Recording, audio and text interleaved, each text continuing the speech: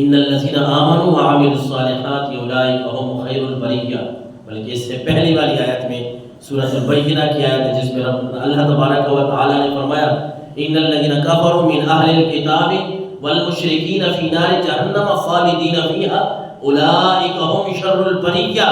میں اپنے نوجوانوں کو یہ کہنا چاہتا ہوں، ان کو سمجھانا چاہتا ہوں کہ آپ کو اللہ نے ایمان کی دولت سے نوازا ہے، آپ اللہ کا شکر ادا کریں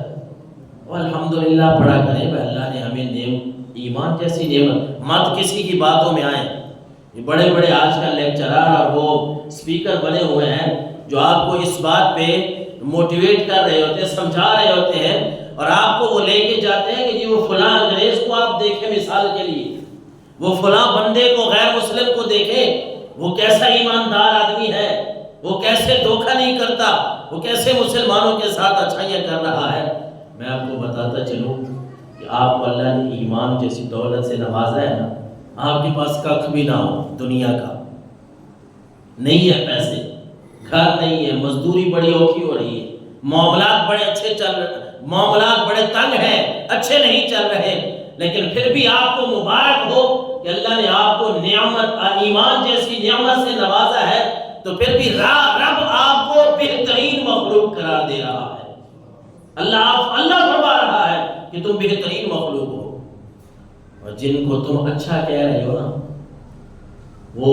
مادی ترقی جو ہے، وہ سائنس ترقی کر گئی، جو وہ موبائل فلاں نے بنایا، کمپیوٹر فلاں نے بنایا، وہ جتنی بھی باتیں ہیں یہ دنیا کی ہیں، بنائے ہیں انگریز نے بنائے، جس نے بھی، ہم اس کو تسلیم کرتے ہیں، لیکن رب کا قرآن کہہ رہا ہے جس بندے نے بھی کفر کیا، اللہ نے فرمایا ان الذین کفروا من اہل الکتاب والمشرکین، اہل کتاب کو بھی ساتھ شمار کیا کہ جس نے بھی کفر کیا،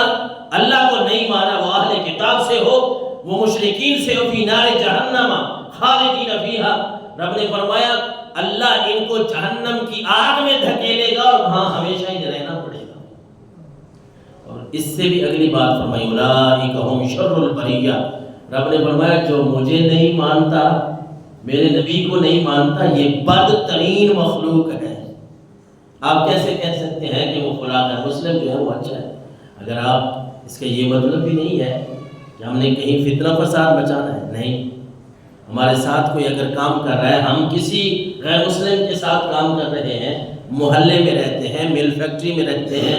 کسی جگہ ہم پڑھا رہے ہیں، کسی جگہ بھی ہم اکٹھے کام کر رہے ہیں، مزدوری کر رہے ہیں، اسلام نے ہمیں اچھے اخلاق کا درس دیا ہے کہ ان کے ساتھ آپ نے اچھے اخلاق سے تو پیش آنا ہے، لیکن کبھی بھی اس بات پہ مت آئیں کہ نہیں میں مومن ہوں، لیکن یہ کہیں کہ مومن ہے لیکن بس یار وہ کوئی فائدہ نہیں ہے مومن ہونے کا، دیکھیں وہ اس طرح اچھے ہیں، وہ اس طرح اچھے ہیں، ان باتوں میں نہ، اپنے ایمان کی قدر کریں۔ رب نے آپ کو توفیق بخشی ہے، تم اگر کلمہ پڑھتے ہو اشہد ان لا الہ الا اللہ و اشہد ان محمد عبدہ و رسولہ، یہ گواہی تم نے دی ہے، تو اس گواہی پہ پکے رہو، اس گواہی سے آگے پیچھے ہونے کی ضرورت نہیں ہے۔ اللہ نے یہ بہت بڑی نعمت آپ کو عطا فرمائی ہے۔ یہ ہمارے محترم ڈاکٹر صاحب بیٹھے ہیں، ڈاکٹر یاسین صاحب، یہ علم والے بندے ہیں، آپ پڑھیں، تاریخ پڑھیں کہ مسلمانوں نے حضرت خبیب رضی اللہ تعالیٰ عنہ ہے، حضرت خبیب، ان کا واقعہ پڑھیں، ایمان کی وجہ سے لوگوں نے، ایمان لانے کی وجہ سے کیا کیا تکلیفیں انہیں دی ہیں، لیکن پھر ان کے آگے جواب کیا تھے، ان کا عمل آگے کیا تھا۔ حضرت خبیب کو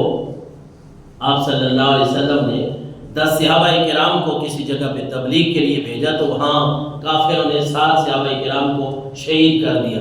3 بچ گئے، ان میں سے ایک پھر شہید ہوا۔ حضرت خبیب ان کے ہتھے آئے تو انہوں نے مکہ میں بیچ دیا کافروں نے۔ بات کو ذرا سمجھیے گا، سنیے گا کہ ایمان کتنی بڑی دولت ہے، کتنی بڑی نعمت ہے رب نے جو ہمیں عطا فرمائی ہے۔ حضرت خبیب رضی اللہ تعالیٰ عنہ جب مکہ مکرمہ میں غلام بنا کے بیچے گئے، اور یہ جنگ بدر میں جس بندے کو قتل کیا نہیں، انہوں نے جس بندے کو، حضرت خبیب نے جنگ بدر میں جس کو قتل کیا تھا، اس کے بیٹوں نے لے لیا جان بوجھ کے کہ اب ہمارے ہتھے چڑھے گا تو ہم اس سے پوچھتے ہیں کس طرح ہمارے باپ کو قتل کیا۔ اور باقی بھی مکہ مکرمہ کے جو کافر تھے نا، مشرک تھے، وہ تو سارے خوش ہوئے کہ حضرت خبیب وہ ہے کہ انہوں نے کسی کے باپ کو قتل کیا ہے، کسی کے کے بھائی کو زخمی کیا، کیونکہ جنگ کا جو سما ہوتا ہے وہ ہر کسی کو پتا ہے۔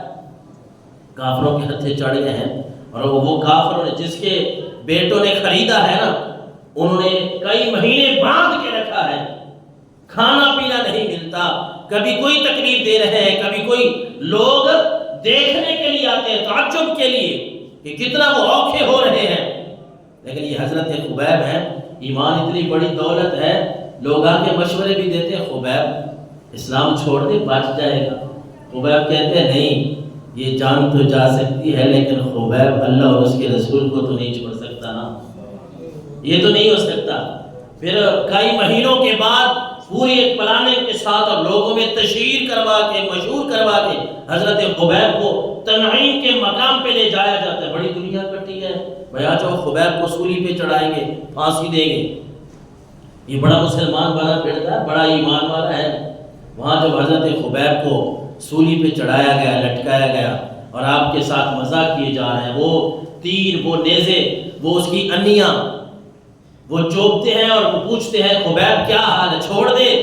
تو کسی بدبخت نے ان کے سینے کو چھلنی کرنے کے لیے پوچھ لیا کہ اے خبیب آج تو نعوذ باللہ تو کہتا ہوگا کہ کاش میں مسلمان نہ ہوتا اور میری جگہ محمد عربی یہاں لٹکے ہوتے۔ حضرت خبیب سولی پہ چڑھے ہوئے ہیں، ایمان کا نشہ کیسا ہے، ایمان کتنی بڑی نعمت ہے۔ فرمایا ظالم یہ بات تو نہ کر، میں اگر سولی پہ بھی چڑھا ہوں پھر بھی میں یہ کہتا ہوں کہ میرا تن من دھن سب کچھ قربان ہو جائے لیکن محمد عربی کو کانٹا بھی نہ چبھے۔ انہیں اگر کانٹا چبھتا ہے مجھے پھر بھی تکلیف ہوتی ہے، تو کیسی باتیں کر رہا ہے۔ لوگ تیر اور نیزوں کی انیوں سے ان کو چوب رہے ہیں، جسم زخمی کر رہے ہیں۔ اور یہ وہ تاریخ ہے حضرت خبیب کی کہ جب بندہ پڑھتا ہے نا انسان کا کلیجہ جو ہے وہ پھٹ جاتا ہے۔ ایمان اتنی بڑی نعمت ہے، آج ہم نے ایمان کو کیا سمجھا، ہمیں کوئی چار باتوں میں لگا دے تو ہم کہتے ہیں نہیں ایمان تو ہے کچھ نہیں، بس وہ فلاں جو ہے غیر مسلم وہ کافر وہ ہم سے اچھے، ارے یہ ایمان ہے۔ حضرت خبیب کے ساتھ اتنے ظلم کیے جا رہے ہیں، جن کو دیکھنے والے تھے نا حضرت عمر فاروق رضی اللہ تعالیٰ عنہ کے عمال تھے، ان کے کام کرنے والے تھے حضرت سعد بن عامر۔ حضرت سعد بن عامر وہ مدینہ منورہ میں نا کبھی کبھی ویسے ہی بیٹھے بیٹھے بے ہوش ہو جاتے تھے،